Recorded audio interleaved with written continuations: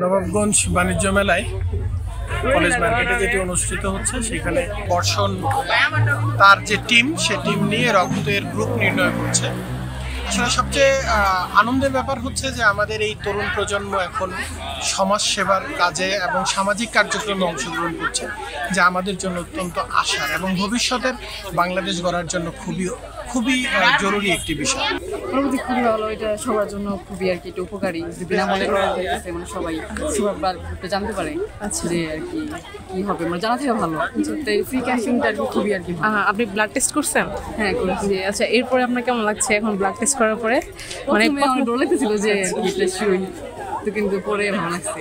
ওইটা তো আমার স্কুলে একটা আর কি নিয়ম মাফিক এটা আসছে, এটা ফ্রি ক্যাম্পিং, তো এটা আর কি এটা প্রচার হয়েছে যেহেতু আসলাম, আরেকবার সেকেন্ডবার করলাম যাতে আর কি একটু সিকিউর হয়ে যায়।